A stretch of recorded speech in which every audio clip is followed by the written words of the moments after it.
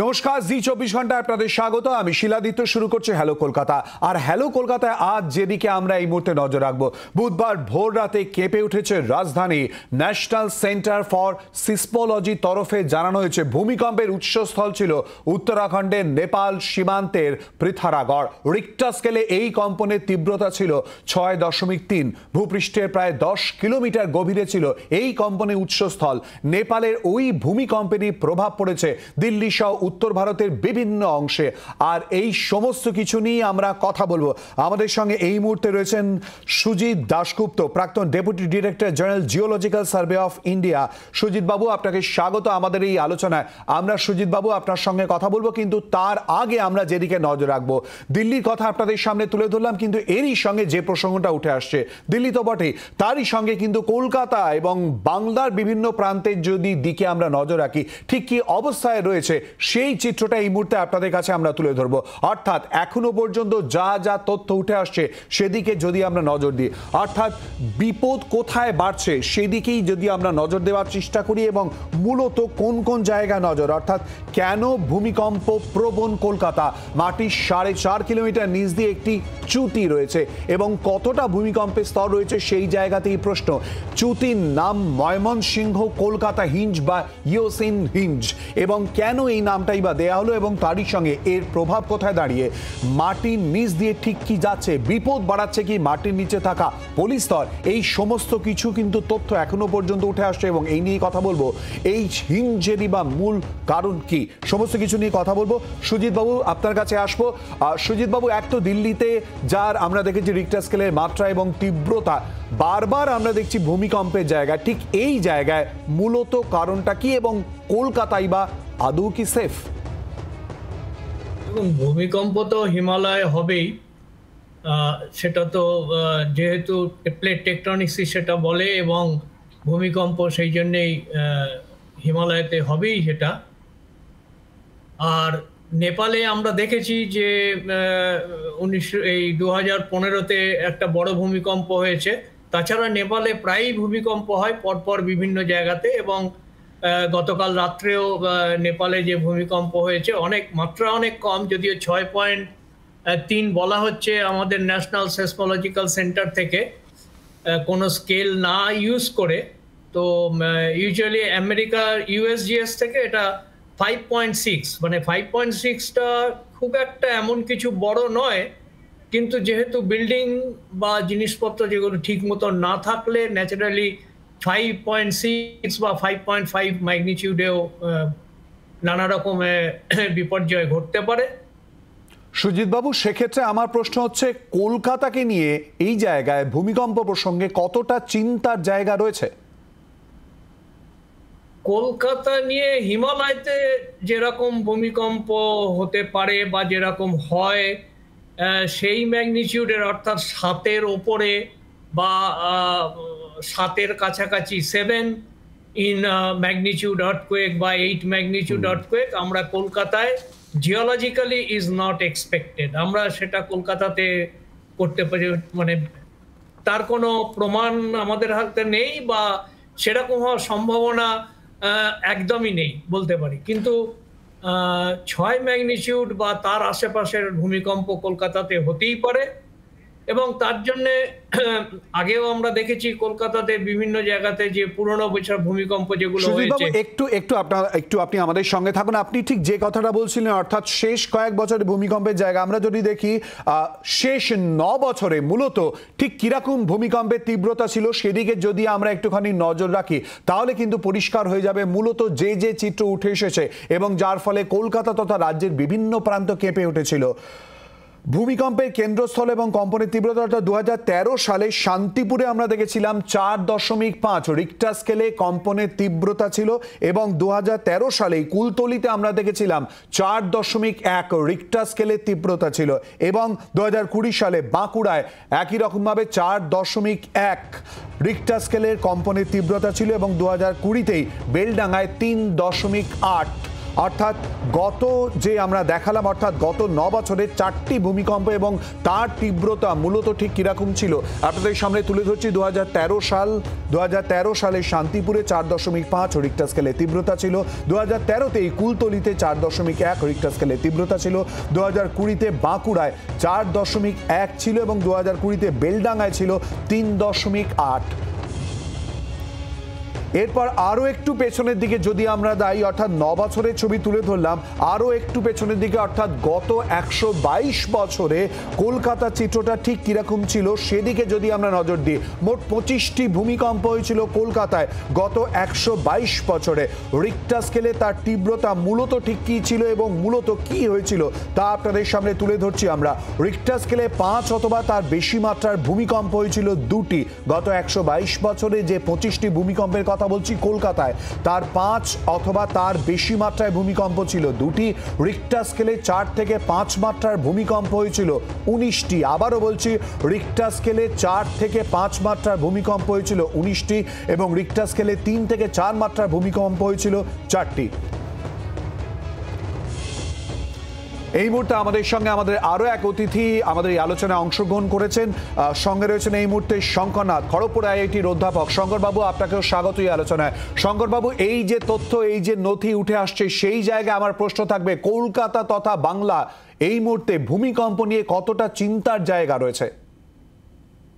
দেখুন, আমি কলকাতা 4.5 যেটা আপনি প্রথম দিকেই উল্লেখ করেছেন এবং আমিও অনেকবার বলেছি যে কলকাতার উত্তর পূর্বে রয়েছে নর্থ ইস্ট ইন্ডিয়া, যেখানে আমরা এখনো 9 ম্যাগনিটিউডের ভূমিকম্প পাইনি, কিন্তু নর্থ ইস্ট ইন্ডিয়ার পোটেনশিয়াল আছে 9 এবং তার থেকে হয়তো বেশি মাত্রার ভূমিকম্প দেওয়ার।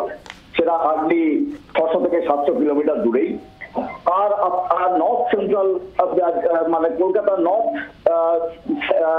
সেন্ট্রাল রিজিয়ন আমি যদি ধরি, হিমালয়ান রিজিয়ন, সেটা যেখানে মানে নেপাল ভূমিকম্প হলো, কালকেও যেটা হয়েছে এবং এর আগেও 1934, 1988, তারপরে 2015 এরপর যে ভূমিকম্পগুলো থেকে 500 থেকে 600 কিলোমিটারের মধ্যে এবং বারবার আমরা দেখেছি এই ভূমিকম্প হওয়ার ফলে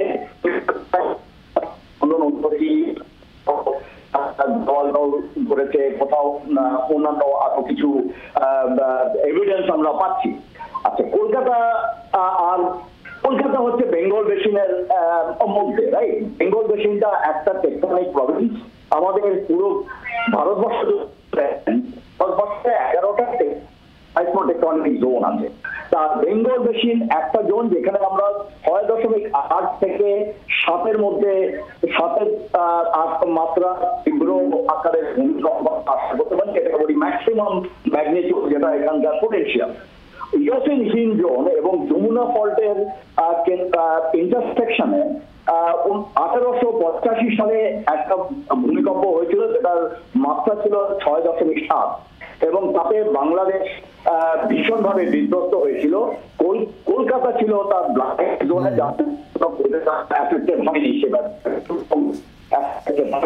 কিন্তু আসলে বাংলাদেশকে আলাদা করে পশ্চিমবঙ্গ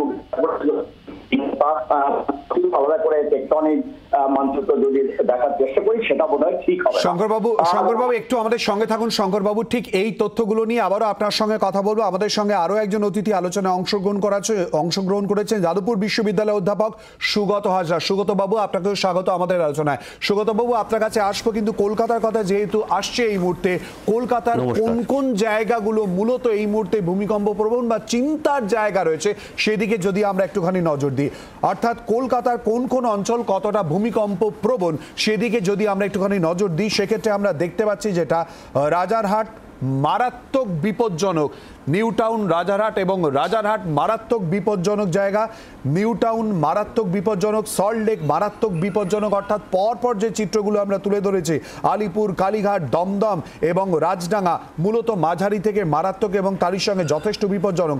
কোথায় দাঁড়িয়ে রয়েছে এই সমস্ত চিত্র আপনাদের সামনে তুলে ধরছি আমরা। সুগত বাবুর কাছে আসবো। সুগত বাবু, একটা বিষয় আপনার কাছ থেকে জানতে চাইবো, যে বিপর্যয়ের কথা বারবার করে চলে আসছে, যে ভূমিকম্প প্রবণ এলাকা কলকাতা কলকাতা এবং বাংলার বিভিন্ন প্রান্ত, সেই জায়গায় আমাদের তরফ থেকে কোন কোন দিকে সচেতন হতে হবে? প্রকৃতির কাছে তো আমরা সকলেই অসহায়, কিন্তু মূলত এই আধুনিক প্রযুক্তির জায়গায় দাঁড়িয়ে কোন কোন দিকে সচেতন হতে হবে, কি করে? এক, পুরনো বাড়ির ক্ষেত্রে, এবং দ্বিতীয়ত নতুন বহুতলগুলির ক্ষেত্রে।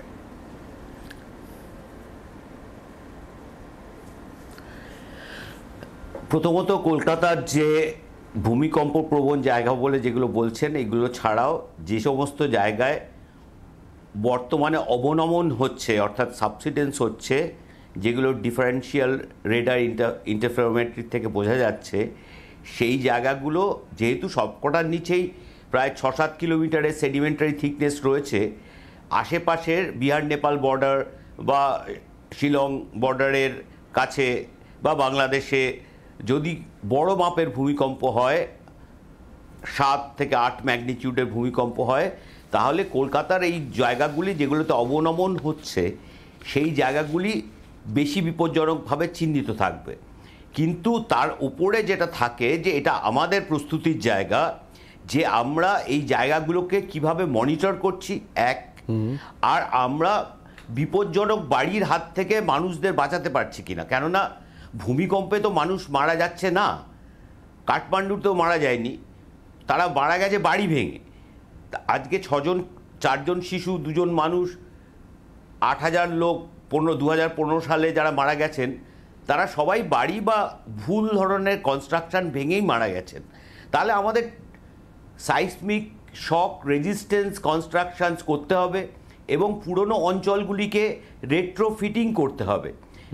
আর আপনি দেখবেন যে অনেক নতুন বাড়ি, 4 ঠ্যাঙালা বাড়ি, এই সমস্ত রাজারঘাট বা বেহালা যে জায়গাগুলো বসে যাওয়ার মতো বা মাটি ভরাট করে বানানো হয়েছে, এই জায়গাগুলোতে বিপজ্জনকভাবে দাঁড়িয়ে আছে। তাদের থেকে আবার পুরনো আমলে, 200 বছরের পুরনো আমলে চওড়া থাম, চওড়া লিনটেন, এইসবের ওপরে তৈরি করা বাড়িরা অনেক বেশি সহনশীল। তার ফলে বাড়ি ভিত্তিক একটা রেট্রোফিটিং অ্যারেঞ্জমেন্ট এবং সাইসমিক সেফটির অডিট একটা আপনাকে কলকাতা শহরে করতে হবে, এবং যেখানে যেখানে আপনি দেখবেন বিপজ্জনক বাড়ি, তার জন্য উপযুক্ত ব্যবস্থা ভূমিকম্প বিজ্ঞানীরা রয়েছেন যাদবপুরে, তাদের সঙ্গে বা আইআইটিতে রয়েছেন, তাদের সঙ্গে কথা বলে, জিএসআই এর সঙ্গে কথা বলে সেই ব্যবস্থাটা নিতে হবে। খুব গুরুত্বপূর্ণ দিক নির্দেশ করেছেন, যেটা আমাদের কাছে এই মুহূর্তে অত্যন্ত তাৎপর্যপূর্ণ। একটুখানি আমাদের সঙ্গে সুগত বাবু একটুখানি থাকুন। শঙ্কর নাথ আমাদের সঙ্গে রয়েছেন। শঙ্কর বাবু, এই যে ইউসিন হিঞ্জ, এটা মূলত কি এবং এর কার্যকারিতাই বা কি? ইউসিন হিঞ্জ হচ্ছে একটা ফল্ট, এবং এটা যেহেতু এটাকে কলকাতা ময়মনসিংহ মানে হিঞ্জ জোন বলা হয়, এই হিঞ্জ জোন এখানে আমরা প্রতিনিয়ত মোটামুটি আপনি যদি গত 10 বছরের রেকর্ড ধরেন, দেখেন সেখানে আমরা ছোট মাপের অনেক ভূমিকম্প আমরা ওখানে পাই। এবং ইউসিন হিঞ্জ জোনের যদি আমরা সাইসমিক অ্যানালিসিস, ইউসিন হিঞ্জ জোনের নিচের 6.6 এবং 6.7 মাত্রার ভূমিকম্প ভূমিকম্প প্রদান করার ক্ষমতা রাখে, এবং এটা একটা ভালো আকারের ভূমিকম্পের উৎস। সেজন্য ইওসিন হিঞ্জ, যেটা আপনাকে বললাম, ইওসিন হিঞ্জ এবং যমুনা ফল্টে তাদের সংযোগস্থলে 1885 সালে 6.8 মাত্রার একটা ভূমিকম্প হয়েছিল, এবং তাতে বাংলাদেশ এবং বাংলাদেশের অনেক জেলা এবং নগরী উপনগরী যথেষ্ট ভাবে ক্ষতিগ্রস্ত হয়েছিল। কিন্তু পশ্চিমবঙ্গ এর শ্যাডো জোনে থাকার জন্য, কারণ এটা একটা ডাইরেক্ট ফিল্ডের উপরে কাজ করে, সেজন্য যখন ওয়েভ প্রোপাগেশন হয় তার ডাইরেক্ট, সেটা যদি শ্যাডো জোনে কোনো নগরী উপনগরী থেকে, সেই সব শ্যাডো জোন গুলো রক্ষা পায়। পশ্চিমবঙ্গ তখন শ্যাডো জোন ছিল, কিন্তু ভবিষ্যতে সেটা থাকবে তার কোনো গ্যারান্টি নেই। একেবারে একটুখানি আটকাচ্ছি, অর্থাৎ পশ্চিমবঙ্গের নিরিখে, কলকাতা নিরিখে কোথায় দাঁড়িয়ে রয়েছি আমরা, এই সমস্ত কিছু নিয়ে আমাদের অতিথিদের সঙ্গে আলোচনায় ফেরত আসবো একটা বিরতির পর। চোখ রাখুন জি 24 ঘন্টায়।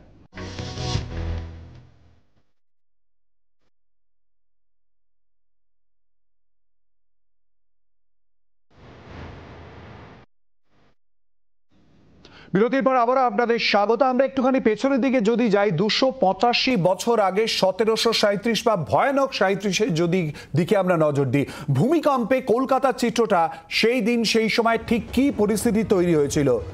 1737 সালে ভয়াবহ ভূমিকম্প হয় কলকাতা এবং যাতে তছনছ হয়ে যায় তিলোত্তমা। সেদিন গঙ্গার ঢেউয়ের উচ্চতা ছিল 40 ফুট। আবারও বলছি, সেদিন গঙ্গায় ঢেউয়ের উচ্চতা ছিল 40 ফুট। ভূমিকম্পে ব্যাপক ক্ষয়ক্ষতি হয়, প্রাণহানির ঘটনা ঘটে। কলকাতার জনসংখ্যা প্রায় অর্ধেক হয়ে গিয়েছিল এক রাতে। 1737 সালের যে তথ্য, যে ঘটনার কথা আপনাদের সামনে তুলে ধরছি। আবারও চলে আসবো আলোচনায়। সুগত বাবু, আপনার কাছে আসবো। 1737-এর কথা বলছি, 2022-এ এসে আতঙ্ক বা আশঙ্কার জায়গা কতটা আছে বলে আপনার মনে হয়, যে হারে বিভিন্ন জায়গায় ভূমিকম্পের তীব্রতার ছবি নজরে আসছে? এখন 1737টা ভূমিকম্প, সুনামি নাকি হারিকেন, এই বিষয়ে আমাদের সম্পূর্ণ বিজ্ঞানীরা সহমত হতে পারেননি। ওল্ডহ্যামের রিপোর্টের নিশ্চয়ই ওটার একটা বড় গ্রেট ক্যালকাটা আর্থকোয়েক হিসেবে রয়েছে। এটা হতে পারে যে দুটো ঘটনার সমাপতনে এই মারাত্মক বিপর্যয় হয়েছিল। কিন্তু এছাড়াও কলকাতার সমস্যাটা হচ্ছে অন্যান্য মেগাসিটির তুলনায় যে আমরা হিমালয়ান আর্থকোয়েক বা প্লেট সংক্রান্ত যে বিপর্যয় এবং বঙ্গোপসাগরের মধ্যে আমাদের যে প্লেট মার্জিন রয়েছে ওই আন্দামান, জাভা, সুমাত্রা অঞ্চলে, যেখান থেকে 9 রিক্টারের ভূমিকম্প হয়েছে, 9 ম্যাগনিটিউডের ভূমিকম্প হয়েছিল, সেইটা দুটোর ক্ষেত্রেই আমাদের এক্সপোজার রয়েছে। আচ্ছা। এবং আমাদের জনঘনত্ব অত্যন্ত বেশি এবং আমাদের কোনো মনিটরিং নেই। এইটার ফলে এটার একটা বিপজ্জনক প্রবণতা রয়েছে। খুব গুরুত্বপূর্ণ পয়েন্ট বলেছেন, অর্থাৎ মনিটরিং এর জায়গা। শঙ্করবাবু একটু আমাদের সঙ্গে থাকুন। শঙ্করবাবু আমাদের সঙ্গে রয়েছেন। শঙ্করবাবু, যেটা জানতে চাইবো, কলকাতার নিচ দিয়ে যে পলি স্তর গেছে, সেই পলি স্তর কি কোথাও চিন্তার কারণ? শুনুন, এই পলি স্তরটা লিকুইফ্যাকশনের জন্য আমরা একটা ফেনোমেনন আছে যেটাকে লিকুইফ্যাকশন বলে, যাতে ভূমিকম্প হলে তার ইম্প্যাক্টে মাটি, পলিমাটি এবং গ্রাউন্ড ওয়াটার এইগুলো মিক্স আপ হয়ে একটা দলদল হয়ে যায়, যেটাকে আমরা লিকুইফ্যাকশন বলি সায়েন্টিফিক টার্মসে। তো এইটা যদি হয়, তখন তার উপরে অবস্থিত সমস্ত বাড়ি ঘর এবং অট্টালিকা সবকিছু বসে যেতে পারে, পড়ে যেতে পারে, বা একটি আরেকটির গায়ে ধাক্কাও মারতে পারে। এটা একটা কারণ যেটা মানে যার জন্য আমরা কলকাতা এবং Bangladesh as a whole, the Bengal basin যেটাকে বলে আমরা, পুরোটাই কিন্তু এই পলিমাটির জন্য একটা ভয়ের একটা পরিস্থিতি তৈরি। একেবারে, অর্থাৎ এই পলিমাটির জন্য একটা ভয়ের জায়গা রয়েছে। সুজিত বাবু, কি মনে করছেন সেই জায়গায় দাঁড়িয়ে কলকাতা তথা বাংলা চিন্তার জায়গা কতটা ভূমিকম্প প্রবণ এলাকা নিয়ে? দেখুন, ভূমিকম্প প্রবণ এলাকা সারা পৃথিবীতে সব জায়গাতেই এমন কোনো জায়গা নেই যেখানে ভূমিকম্প হয় না। সব জায়গাতেই হয়, পশ্চিমবাংলাতেও হবে। এর দু রকমের ভূমিকম্প এখানে হয়। একটা হচ্ছে নিয়ার সাইট আমাদের জিওলজিক্যাল টার্মে, আর একটা হচ্ছে ফার সাইট। আচ্ছা। ফার সাইট বলতে কলকাতা থেকে বহু দূরে হিমালয়তে, বা একটু আগে হাজরা সাহেব বাবু যেটা বললেন, সুগত বাবু যেটা বললেন, যে আমাদের বার্মিজ, আন্দামান আর্ক থেকে, এই জায়গা থেকে যে বড় বড় ভূমিকম্পগুলো হওয়ার সম্ভাবনা রয়েছে বা হয়, তার এফেক্ট কলকাতাতে কতটা পড়ছে এবং তার ফলে কতটা ড্যামেজ হচ্ছে। লং ডিস্টেন্স আর্থকোয়েকের ড্যামেজ, কিন্তু আমরা সেখানে লং ডিস্টেন্স আর্থকোয়েকে ড্যামেজ একটা আমাদের মনে রাখতে হবে যে ভেরি হাই রাইজ বিল্ডিং আর prone to get damaged by this long distance earthquake, যেগুলো দূর থেকে আসছে। আর কিছু আর্থকোয়েক কলকাতা হয় যেগুলো কলকাতার নিজস্ব মাটি, বা এই যে হিওসিন হিনজন বলা হচ্ছে, বা ধরুন এই ডাউকি ফল্টের নিচ দিয়ে। আমারই লেখা একটা আর্টিকেল আছে, কয়েক বছর আগে বেরিয়েছে, যেটা কিনা 1885 সালে যে ভূমিকম্প হয়েছিল বাংলাদেশে, তাতে কলকাতায় যে ড্যামেজ হয়েছিল, এইগুলো হচ্ছে নিয়ার সাইড। 1906-তে একটা বড় আর্থকোয়েক হয়েছিল যেখানে কলকাতাতে অনেক ড্যামেজ হয়েছিল। কাজেই আমাদের দুরকম জিনিসের জন্যই দুরকম নিয়ার সাইড, অর্থাৎ কলকাতার নিচের থেকে যে সমস্ত ভূমিকম্পের উৎপত্তি হচ্ছে, যেগুলো এখন পর্যন্ত যা রিপোর্ট তাতে 6-এর বেশি, 6.1-এর বেশি তার ম্যাগনিটিউড হয়নি। তার জন্য আমাদের নিয়ার সাইটের জন্য কতগুলো প্রিপারেশন নিতে হবে, আর কতগুলো প্রিপারেশন হচ্ছে দরকার। একেবারেই, অর্থাৎ আপনারা প্রত্যেকেই বলছেন যে প্রস্তুতি, চিন্তা এবং এই নিয়ে পুরো বিষয়ে খতিয়ে দেখার একটা জায়গা কিন্তু রয়েছে কলকাতা এবং বাংলার নিরিখে। আমাদের সময় একেবারেই শেষ। আপনাদের তিনজনকেই ধন্যবাদ আমাদের সঙ্গে এই আলোচনায় অংশগ্রহণ করার জন্য। এই আলোচনা এখানেই শেষ করছি।